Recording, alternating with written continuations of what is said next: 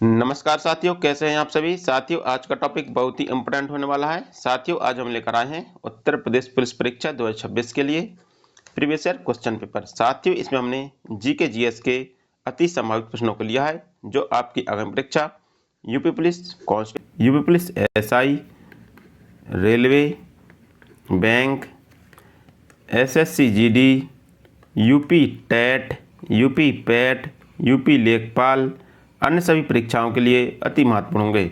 साथियों, यदि आप किसी भी गवर्नमेंट एग्जाम की तैयारी करते हैं तो यह वीडियो आपके लिए बहुत ही इंपॉर्टेंट होने वाला है, तो वीडियो के अंत तक बने रहिए। चलिए हम स्टार्ट करते हैं। साथियों, हमारा पहला क्वेश्चन कहता है कि इतिहासकारों के अनुसार निम्नलिखित में से किसे दिल्ली का पहला सुल्तान माना जाता है। इससे पूछा गया कि दिल्ली का पहला सुल्तान किसे माना जाता है। महमूद गजनवी, कुतुबुद्दीन ऐबक, अलाउद्दीन खिलजी या आराम शाह। तो इसका राइट आंसर होगा कुतुबुद्दीन ऐबक। ठीक है, कुतुबुद्दीन ऐबक को दिल्ली सल्तनत का पहला सुल्तान माना जाता है। साथियों, कुतुबुद्दीन ऐबक यह मोहम्मद गौरी का गुलाम था। किसका था? यह मोहम्मद गौरी का गुलाम था। इसने दिल्ली सल्तनत में 1206 ईस्वी में गुलाम वंश की स्थापना की थी। इसने 1206 ईस्वी में दिल्ली में गुलाम वंश की स्थापना की थी।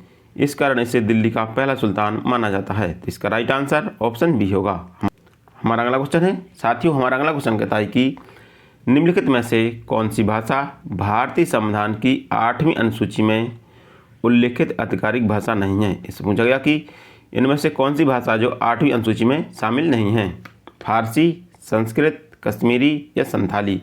तो इसका राइट आंसर होगा फारसी। ठीक है, फारसी भाषा जो भारतीय संविधान में 8वीं अनुसूची में उल्लेखित नहीं है।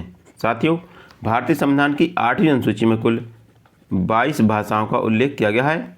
यदि हम बात करें कि प्रारंभ में इसमें कितनी भाषाएं थीं, तो प्रारंभ में कुल इसमें 14 भाषाएं थीं। ठीक है, प्रारंभ में इसमें 14 भाषाएं थीं। इसमें सिंधी भाषा को, जो सिंधी भाषा है, इसको 1967 ईस्वी में 21वें संविधान संशोधन के द्वारा जोड़ा गया। 21वें संविधान संशोधन के द्वारा जोड़ा गया था। इसमें कोंकणी, मणिपुरी और नेपाली, ठीक है, इन भाषाओं को 71वें संविधान संशोधन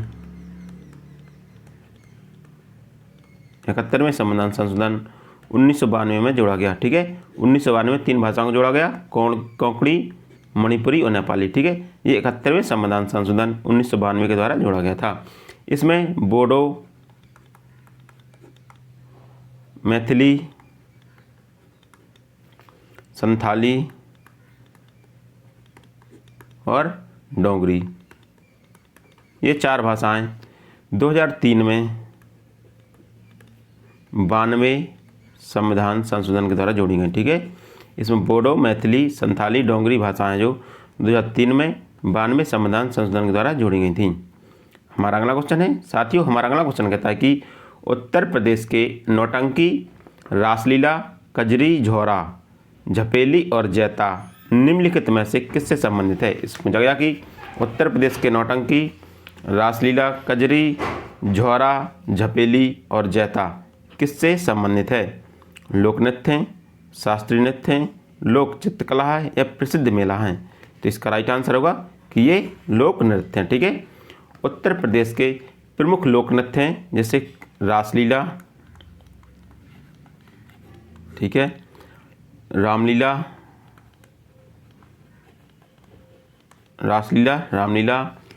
ख्याल, नौटंकी, स्वांग, दादरा, कजरी, झोरा, झपेली, ठीक है, छपेली, ठीक है, जैता, चरकुला, ठीक है, ये सभी उत्तर प्रदेश के प्रमुख, ये क्या हैं, लोक नृत्य। ठीक है, ये सभी उत्तर प्रदेश के प्रमुख लोक नृत्य हैं। साथियों, उत्तर प्रदेश का शास्त्रीय नृत्य जो उसे वह कथक है। ठीक है, कथक उत्तर प्रदेश का शास्त्रीय नृत्य है, ठीक है। और ये सभी उत्तर प्रदेश के लोक नृत्य हैं, तो इसका राइट आंसर ऑप्शन ए होगा। हमारा अगला क्वेश्चन है साथियों, हमारा अगला क्वेश्चन कहता है कि नीलगिरी खापली कृषि भारतीय कृषि अनुसंधान संस्थान द्वारा जारी निम्नलिखित फसलों में से किसकी एक उच्च उपज वाली किस्म है। इस पूछा गया कि नीलगिरी खापली भारतीय कृषि अनुसंधान संस्थान द्वारा जारी निम्नलिखित फसलों में से किसकी एक उच्च उपज वाली किस्म है, ठीक है। जो नीलगिरी खापली है वो किसकी एक उच्च उपज वाली किस्म है, चावल, चाय, सरसों या गेहूँ। तो ये एक गेहूँ की उच्च उपज वाली किस्म है, तो इसका राइट आंसर ऑप्शन डी होगा। हमारा अगला क्वेश्चन है साथियों, हमारा अगला क्वेश्चन कहता है कि केंद्रीय पुलिस प्रशिक्षण अकादमी में निम्नलिखित में से किस श्रेणी के अधिकारियों को बुनियादी प्रशिक्षण मिलता है। इस पूछा गया कि केंद्रीय पुलिस प्रशिक्षण अकादमी में किन अधिकारियों को प्रशिक्षण दिया जाता है, समूह ए, समूह बी, समूह सी या समूह बी और समूह सी दोनों। तो इसका राइट आंसर होगा समूह ए या ग्रुप ए के अधिकारियों को केंद्रीय पुलिस प्रशिक्षण अकादमी में प्रशिक्षण दिया जाता है, तो इसका राइट आंसर ऑप्शन ए होगा। हमारा अगला क्वेश्चन है अगस्त 2020 में शौर्य चक्र पुरस्कार से किसे सम्मानित किया गया था। साथियों ये उस समय का करंट का क्वेश्चन है, ठीक है। तो इसमें पूछा गया कि अगस्त 2020 में शौर्य चक्र पुरस्कार से किसे सम्मानित किया गया था, विशाल नायर, मेजर अमन सिंह, जीडी बख्शी या विशाल कुशवाहा। इसका राइट आंसर होगा विशाख नायर, ठीक है। विशाख नायर को 2020 में शौर्य चक्र पुरस्कार से सम्मानित किया गया था, तो इसका राइट आंसर ऑप्शन ए होगा। हमारा अगला क्वेश्चन है साथियों, हमारा अगला क्वेश्चन कहता है कि इथोपिया की मुद्रा क्या है। इस पूछा गया कि इथोपिया की मुद्रा क्या है, डॉलर, सीलिंग, टका या बिर्रर।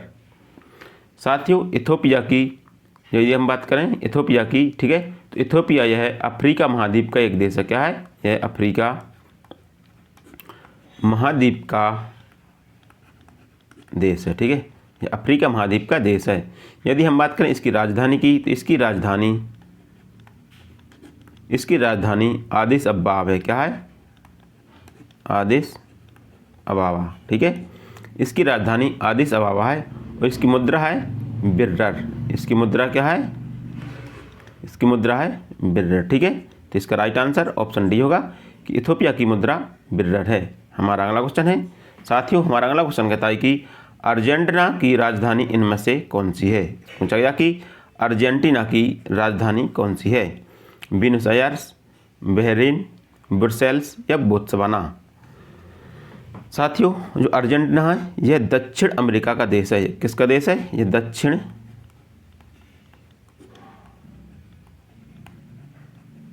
अमेरिका का देश है, ठीक है। जो अर्जेंटीना यह दक्षिण अमेरिका का एक देश है और इसकी राजधानी ब्यूनस आयर्स है। क्या है, ब्यूनस आयर्स है, ठीक है। इसकी राजधानी ब्यूनस आयर्स है। इसका राइट आंसर ऑप्शन ए होगा। यहाँ पर हम देखेंगे कि बहरीन की राजधानी क्या है, बहरीन की राजधानी है मनामा, ठीक है। बहरीन की राजधानी है मनामा, ठीक है। इसमें बात करेंगे ब्रुसेल्स। ब्रुसेल्स यह राजधानी है बेल्जियम की। ब्रुसेल्स है जो यह बेल्जियम की राजधानी है। किसकी है, बेल्जियम की राजधानी है, ठीक है। जो ब्रुसेल्स है ये बेल्जियम की राजधानी है। और बोत्सवाना एक देश है और इसकी राजधानी है गैबोरिन, ठीक है, गैबोरिन, ठीक है। बोत्सवाना की राजधानी गैबोरिन है। हमारा अगला क्वेश्चन है साथियों, हमारा अगला क्वेश्चन कहता है कि मानव अधिकार परिषद निम्नलिखित में से किस वर्ष गठित किया गया था। पूछा गया कि मानव अधिकार परिषद है जो किस वर्ष गठित किया गया था, 1946 में, 1948 में, 2006 में या 2017 में। तो इसका राइट आंसर होगा 2006 में, ठीक है। मानव अधिकार परिषद का गठन 15 मार्च 2006 में किया गया था, ठीक है। मानव अधिकार दिवस प्रत्येक वर्ष, मानव अधिकार दिवस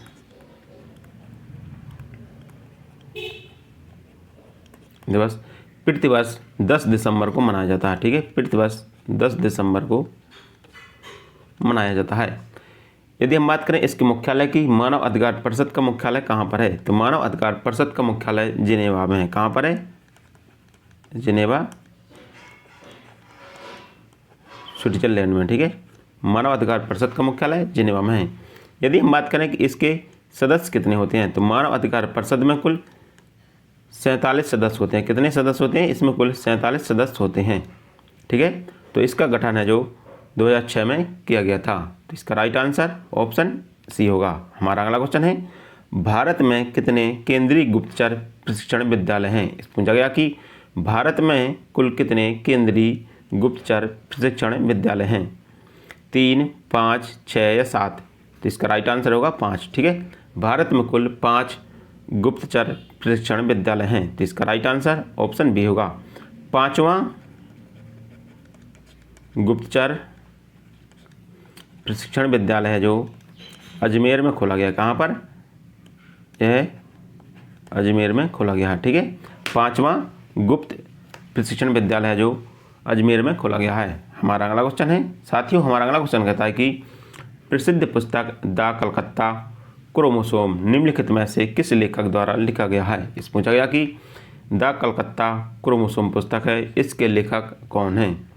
Jerry Pinto, Margaret Atwood, Amitabh Ghosh, Jonathan Swift? तो इसका राइट आंसर होगा अमिताभ घोष। ठीक है, द कलकत्ता क्रोमोसोम पुस्तक अमिताभ घोष के द्वारा लिखी गई है। तो इसका राइट आंसर ऑप्शन सी होगा। हमारा अगला क्वेश्चन है, वायुमंडलीय सापेक्ष आर्द्रता को मापने के लिए उपयोग किए जाने वाला उपकरण कौन सा है? इस पूछा गया कि वायुमंडलीय सापेक्ष आर्द्रता किस उपकरण के द्वारा मापी जाती है? हाइड्रोमीटर, हाइग्रोमीटर, लैक्टोमीटर या पेंटिशियोमीटर? तो इसका राइट आंसर होगा हाइग्रोमीटर। ठीक है, यहाँ पर है हाइड्रोमीटर और हाइग्रोमीटर। तो इसमें जो सापेक्ष आर्द्रता है वो हाइग्रोमीटर के द्वारा मापी जाती है। ठीक है, वायुमंडलीय सापेक्ष आर्द्रता हाइग्रोमीटर के द्वारा मापी जाती है। तो इसका राइट आंसर ऑप्शन बी होगा। यदि हम बात करें कि हाइड्रोमीटर, तो हाइड्रोमीटर से किसी तरल का घनत्व मापा जाता है। तरल का घनत्व, ठीक है, किसी तरल का घनत्व है जो हाइड्रोमीटर से मापा जाता है। लैक्टोमीटर के द्वारा दूध की शुद्धता मापी जाती है। क्या? दूध की शुद्धता मापी जाती है। ठीक है, लैक्टोमीटर से दूध की शुद्धता मापी जाती है। तो इसका राइट आंसर ऑप्शन बी होगा। हमारा अगला क्वेश्चन है, साथियों हमारा अगला क्वेश्चन कहता है कि भारत में लोसून या लोसांग त्यौहार ज़्यादातर हर साल दिसंबर के महीने में मनाया जाता है। यह त्यौहार भारत के किस राज्य का सबसे महत्वपूर्ण त्यौहार है? पूछा गया कि लोसूंग या लोसांग त्यौहार है जो भारत के किस राज्य का सबसे महत्वपूर्ण त्यौहार है? हरियाणा, सिक्किम, केरल या पंजाब? तो इसका राइट आंसर होगा सिक्किम। ठीक है, लोसांग या लोसूंग है जो यह सिक्किम का प्रमुख त्यौहार है। तो इसका राइट आंसर ऑप्शन बी होगा। हमारा अगला क्वेश्चन है, साथियों हमारा अगला क्वेश्चन कहता है कि निम्नलिखित में से कौन सा देश संयुक्त राष्ट्र सुरक्षा परिषद के स्थायी सदस्य हैं? इस पूछा गया कि कौन कौन से देश हैं जो संयुक्त राष्ट्र सुरक्षा परिषद के स्थायी सदस्य देश हैं? भारत, पाकिस्तान, श्रीलंका, अमेरिका और चीन? श्रीलंका, बांग्लादेश, फ्रांस, चीन और जापान? फ्रांस, रूस, जापान, चीन और भारत? या संयुक्त राज्य अमेरिका, रूस, यूके, फ्रांस और चीन? तो साथियों संयुक्त राष्ट्र सुरक्षा परिषद में कुल कितने सदस्य हैं? इसमें कुल 15 सदस्य हैं। ठीक है, और इसमें जो 5 सदस्य हैं वह स्थायी सदस्य हैं। ठीक है, इसमें 10 हैं जो अस्थायी सदस्य हैं। इसमें 10 अस्थायी सदस्य और 5 स्थायी सदस्य हैं। इसमें पूछा गया कि 5 स्थायी सदस्य कौन कौन से हैं? तो 5 स्थायी सदस्य हैं संयुक्त राज्य अमेरिका, ठीक है, रूस, फ्रांस, चीन और यूके। ठीक है, इसमें 5 स्थायी सदस्य हैं अमेरिका, रूस, फ्रांस, चीन और यूके। तो इसका राइट आंसर ऑप्शन डी होगा कि ये इसके 5 स्थायी सदस्य हैं। हमारा अगला क्वेश्चन है, साथियों हमारा अगला क्वेश्चन कहता है कि कुतुबुद्दीन ऐबक किस राजवंश का संस्थापक था? साथियों वेरी वेरी इंपॉर्टेंट क्वेश्चन है, ये कई बार परीक्षा में पूछा गया है कि कुतुबुद्दीन ऐबक जो किस राजवंश का संस्थापक था? लोधी वंश, तुगलक वंश, गुलाम वंश या खिलजी वंश। तो इसका राइट आंसर होगा गुलाम वंश। ठीक है, गुलाम वंश की स्थापना कुतुबुद्दीन ऐबक ने 1206 ईस्वी में की थी। ठीक है, गुलाम वंश की स्थापना कुतुबुद्दीन ऐबक ने 1206 ईस्वी में की थी और इसकी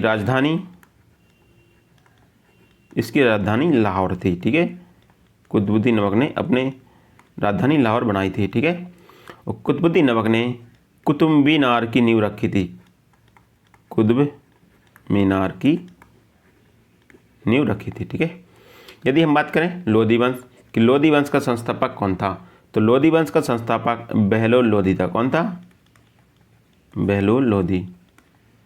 ठीक है, बहलोल लोधी लोधी वंश का संस्थापक था। इसने लोधी वंश की स्थापना 1451 ईस्वी में की थी। कब की थी? इसने इसकी स्थापना 1451 ईस्वी में की थी। इसमें अगला है तुगलक वंश। तुगलक वंश की स्थापना गयासुद्दीन तुगलक ने किसने की थी? गयासुद्दीन तुगलक। तुगलक वंश की स्थापना गयासुद्दीन तुगलक ने की थी 1320 ईस्वी में। कब? 1320 ईस्वी में इसने तुगलक वंश की स्थापना की थी।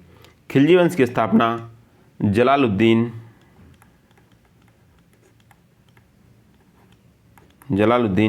फिरोज खिलजी ने की थी। किसने की थी?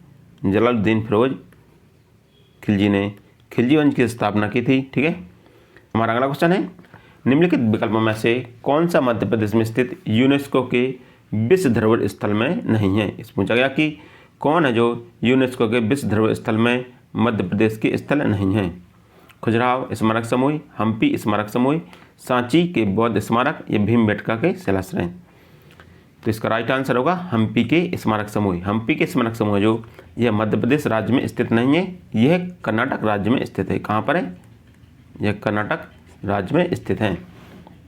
साथियों, यदि हम बात करें मध्य प्रदेश के कितने स्थल हैं जो विश्व धरोहर स्थल में शामिल हैं, तो मध्य प्रदेश के कुल 40 स्थल हैं जो विश्व धरोहर स्थल में शामिल हैं। इसमें 32 हैं जो सांस्कृतिक हैं। 32 स्थल हैं जो सांस्कृतिक समूह में शामिल हैं। किसमें? 32 स्थल हैं जो सांस्कृतिक समूह में शामिल हैं। इसमें 7 है जो प्राकृतिक स्थल हैं। कौन से हैं? ये 7 हैं जो प्राकृतिक स्थल हैं। ठीक है, इसमें एक बचा है जो मिश्रित श्रेणी में शामिल है। किसमें? एक है जो मिश्रित श्रेणी में शामिल किया गया है। ठीक है, तो मध्य प्रदेश में कुल 40 स्थल हैं जो विश्व धरोहर स्थल में शामिल हैं। इसमें खजुराहो भी शामिल है। ठीक है, सांची में बौद्ध स्मारक शामिल है और भीमबेटका की शिलाश्रय शामिल है। इसमें हम्पी स्मारक है जो यह शामिल नहीं है क्योंकि यह कर्नाटक राज्य में पड़ता है। तो इसका राइट आंसर ऑप्शन बी होगा। हमारा अगला क्वेश्चन है साथियों, हमारा अगला क्वेश्चन कहता है कि भारत ने निम्नलिखित में से किस देश के साथ भूमि सीमा का एक समझौता किया। ठीक है, यह भूमि सीमा का समझौता है 2015 में अनुसमर्थन, पुष्टि और इंस्ट्रूमेंट ऑफ द रेक्टिफिकेशन के आदान प्रदान के बाद लागू हुआ। इस पूछा गया कि भारत ने किस देश के साथ भूमि सीमा समझौता किया जो अनुसमर्थन, पुष्टि और इंस्ट्रूमेंट ऑफ रेक्टिफिकेशन के आदान प्रदान के बाद लागू हुआ। नेपाल, बांग्लादेश, भूटान या चीन। तो इसका राइट आंसर होगा बांग्लादेश। ठीक है, भारत ने बांग्लादेश के साथ भूमि सीमा पर समझौता किया है। तो इसका राइट आंसर ऑप्शन बी होगा। हमारा अगला क्वेश्चन है साथियों, हमारा अगला क्वेश्चन कहता है कि निम्नलिखित में से किस दिन को राष्ट्रीय एकता दिवस के रूप में मनाया जाता है। इस पूछा गया कि राष्ट्रीय एकता दिवस किस दिन मनाया जाता है? 21 अक्टूबर, 15 अक्टूबर, 31 अक्टूबर या 21 जून। तो इसका राइट आंसर होगा 31 अक्टूबर। 31 अक्टूबर को राष्ट्रीय एकता दिवस मनाया जाता है। तो इसका राइट आंसर ऑप्शन सी होगा। हमारा अगला क्वेश्चन है मानव अधिकार उच्चायुक्त कार्यालय में 2006 के दौरान निम्नलिखित में से किस निकाय ने मानव अधिकार आयोग की जगह ली। इस पूछा गया कि 2006 में मानव अधिकार की जगह किस संस्था ने ली थी। मानव अधिकार समिति, सार्वभौमिक आवधिक समीक्षा, मानव अधिकार परिषद, आर्थिक, सामाजिक और सांस्कृतिक अधिकारों की समिति। तो इसका राइट आंसर होगा मानव अधिकार परिषद। ठीक है, 2006 में मानव अधिकार परिषद का गठन किया गया जिसने मानव अधिकार उच्चायुक्त कार्यालय की जगह ली थी। तो इसका राइट आंसर ऑप्शन सी होगा। हमारा अगला क्वेश्चन है साथियों हमारा अगला क्वेश्चन कहता है कि भारत में नोटबंदी कब हुई। इससे पूछा गया कि भारत में नोटबंदी है जो किस वर्ष हुई थी। 8 नवंबर 2016 में, 9 नवंबर 2016 में, 8 नवंबर 2018 में या 10 नवंबर 2017 में। तो इसका राइट आंसर होगा 8 नवंबर 2016 में। ठीक है, भारत में नोटबंदी है जो 8 नवंबर 2016 में हुई थी, जिसके तहत 500 और 1000 के नोट बंद कर दिए गए थे। तो इसका राइट आंसर ऑप्शन ए होगा। हमारा अगला क्वेश्चन है, निम्नलिखित विकल्पों में से किसे भारत और चीन के बीच प्रभावी सीमा कहा जाता है। पूछा गया कि भारत और चीन के बीच की सीमा रेखा को क्या कहा जाता है। मैकमोहन रेखा, डूरंड रेखा, रेडक्लिफ रेखा, 70वीं समांतर रेखा।